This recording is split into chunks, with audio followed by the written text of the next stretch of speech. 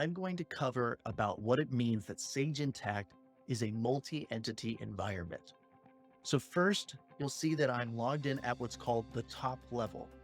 What this means is I'm able to report on and enter transactions for multiple entities, or all the entities that I have access to.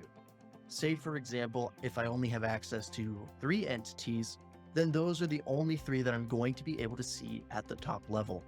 In this case, though, I have access to many entities, and if I click on this drop down here at the top level, you'll see many entities that I have access to listed here in the drop down. What I can do is I can choose to enter into just one entity by clicking on it, and my browser is going to open up another tab so that on that tab, I'm logged into just that single entity that I've selected. What this means is that the dashboards and transactions will be reflective of just that single entity in this new tab.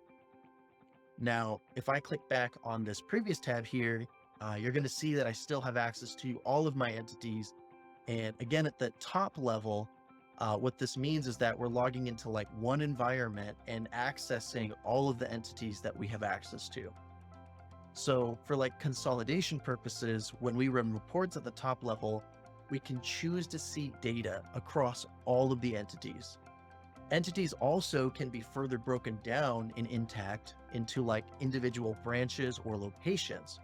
So you may have one entity, but 3 or 4 different branches. Say if like one entity has multiple locations, those multiple locations would be these multiple branches. For example, in this dashboard here, you'll see that I'm consolidating multiple entities. So on this profit and loss or P&L report, you can see I've got several different entities and in some cases, multiple branches within one entity. Now, through the filters inside of Intacct, I can filter things down. I can select just one entity from my dropdown here. So I'm going to select the one called E03, my entity number 3. I can select that from the dropdown and you'll see my dashboard is going to reflect just that one single entity. Now, in this case, entity 3 has in it 3 different branches. So in my P&L report, we're going to see transactions have been posted on branch 1, branch 2, and branch 3. And transactions have also been posted at the entity level above those branches. So that's another option too. You can post those transactions at the different levels. Furthermore, if we go a little deeper, we can see that the consolidation of those 4 different components, and basically it's going to total them up at the end. So we have the ability to create entities in Intacct, and the entities are going to be able to roll up into the branch level, but we're also going to be able to, beyond that, if say we want to slice things up a little differently, create what are called entity groups.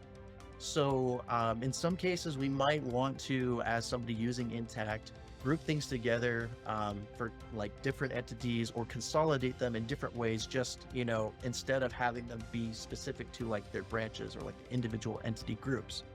So in this example here, you can see that you can categorize them, say, by industry. So you can type in, as I'm doing here, an industry, and I've got different industry groups in here. As you can see here, entity 3 is part of our industrial services group that's here. And so let's select that. All right. And then if we apply a filter here, my dashboard is going to just be filtered specifically to that industry group. What this does is I'm going to be able to see, again, entity 3 is in there with all of its branches, but I'm also including here, because I've selected the industry group, I'm also going to be able to see entity 8, which is a part of that.